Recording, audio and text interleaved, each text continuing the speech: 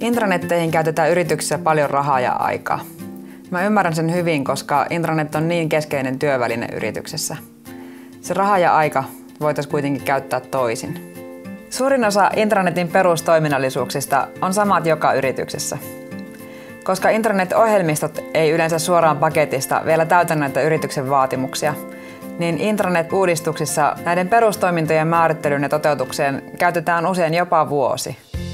Valo on valmis intranet-ratkaisu, joka täyttää jo suoraan toimituksesta nämä yritysten toistuvat perustarpeet ja jopa enemmän.